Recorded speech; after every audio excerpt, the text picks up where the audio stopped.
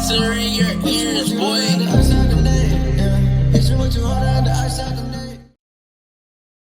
Hello, everybody. This is take 2 of this reaction video on Texas Sports World. I'm your host, Ethan. And before we get started, don't forget to like and comment and subscribe and all that fun stuff.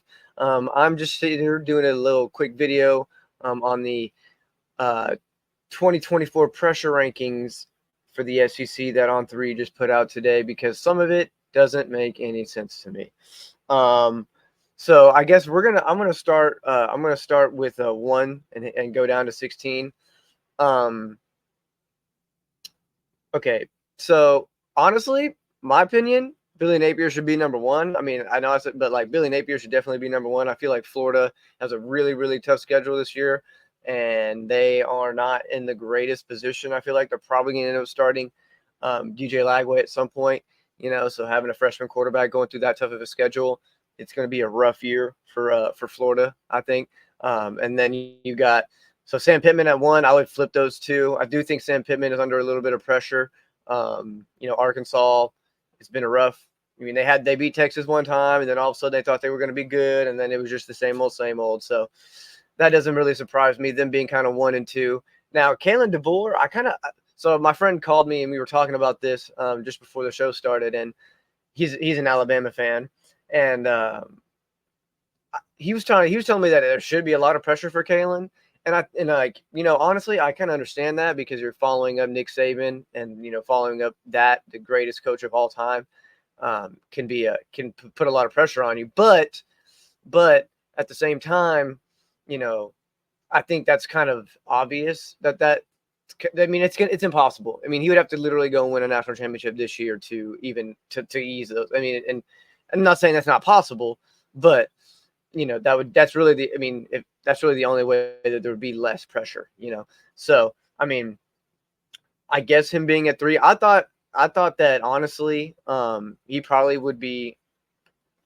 could have been around the 6 or 7 mark, because I mean, he's still brand new to the school, still recruiting, still getting his feet wet in the SEC, all that good stuff. So I think they're going to give him plenty of time. I told my friend Isaac that it'd probably be, you'll know what Kalen DeBoer at Alabama is going to be after year 2. You'll kind of understand, kind of like, at Texas, we knew, after year 2, we were like, okay, we get it now. We got it.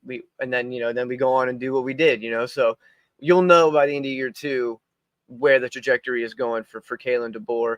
And, and if it's not great, and if they're kind of struggling, I can understand, putting the pressure on him. But I'd say give him some time. Give him some time to get his feet wet. But yeah, that's kind of, I felt like he could have been a little bit lower. That seems a little bit high for me. Clark Lee, I mean, Vanderbilt, I'm going to be honest with you. That's like the one school I will never understand. Like, them being in the SEC is just kind of crazy to me. I guess they're a legacy school, so they kind of gotta be, but like, seems so random. That's like, just seems so random. It's like adding Houston to the SEC. I don't know. Sure, okay, him being at 4, and then you got Shane Beamer at 5. I mean, I feel like Shane Beamer's not been doing a pretty good job over there at South Carolina. Granted, they're gonna have a new quarterback this year, so breaking in a new quarterback could be a thing. But I mean, I think he could have been a little bit lower, probably around 8. Yeah. So, and then let's see where we at now. Brian Kelly. See, Brian Kelly, honestly, I feel like he probably could have been a little bit higher, just because LSU hasn't really lived up to the hype. I feel like they didn't really do much with Jaden Daniels. They were still struggling. I feel like honestly, you probably could have flipped Kalen DeBoer and Brian Kelly. That would have been what I would have done. That just seems to make the most sense. I mean, like I said, LSU hasn't really done anything. They didn't do anything with what they had since Joe Burrow and that crew left. So I don't think that doesn't really make much sense. So Steve Sarkisian at 7. This is crazy to me. I mean, this doesn't make. He has, like, I feel like he has like no pressure on him right now because here's the thing. They right now where they're at, they're doing really well. They've got a lot of momentum going into the SEC, right? Okay. Now, let's say we go into the SEC, God forbid, things happen and we don't do as well as we think. Okay, well, he's going to get we're the first year in the SEC pass, right? That's just going to be the first. That's going to be the first narrative that they try to spin. It's his first year in the SEC, right? Okay, he'll get that pass. Now, in year 2, let's say he gets a little bit better in the SEC or whatever, or they kind of play up a little bit better. Then he's going to get. So we're looking at least 3 years before there's any type of conversation about Steve Sarkisian being on any type of hot seat, barring anything absolutely insane. But that's him being at 7 doesn't make any. It's I guess that doesn't. It's first year in the SEC. Why is Brent Venables at 14? That you could have switched those. Why is Brent Venables at 14 and Texas and Steve Sarkisian at 7? What is the difference? They're coming into the same. They're coming into the same conference.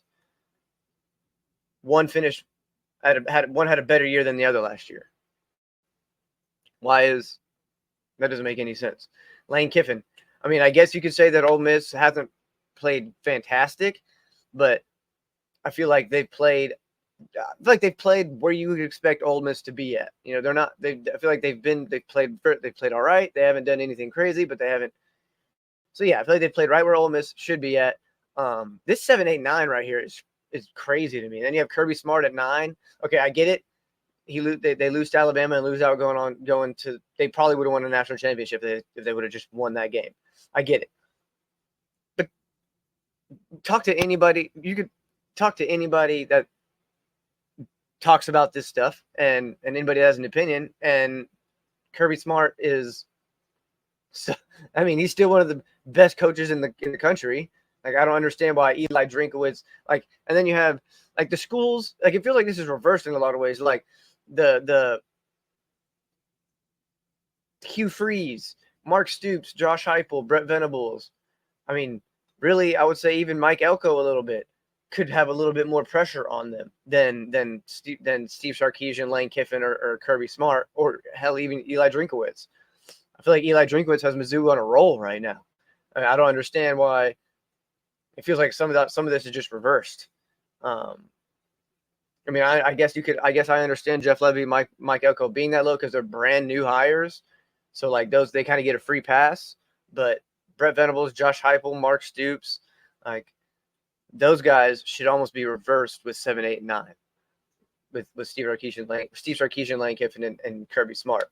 That's pretty much the only thing that I was confused about is why are these coaches that are coming off of good seasons and really either A, coming off of good seasons, or B, coming into a new conference, why are they like Steve? Why are they higher up on the list? I mean, because Kirby Smart loses to Alabama in a game that it was a good game. It's not like, you know what I mean? So like in a game where he loses to Alabama, he should have. Yeah, they did fine. I mean, this is a dumb list. This is a dumb list, and I feel like they got a lot of stuff backwards here. But there we go. See, 9 minutes. That's all I wanted to say is why is and Clark Lee, I feel like he's all right and he's in an okay spot, but Kalen DeBoer is way too high. Switch Kalen DeBoer with probably Brian Kelly, and then switch Steve Sarkisian, Lane Kiffin, and Kirby Smart with Mark Stoops, Josh Heupel, and Brent Venables. And probably switch Shane Beamer with Hugh Freeze. That's what I would do. Yeah, that seems like a better list than what they got here. I mean, having those 3 in those spots when they just came off of good years doesn't make any sense to me. But yeah, that's all I wanted to say about this. And I will get this video up, and I will see you guys later. I'm with that beefing on the net. Tell me what's next.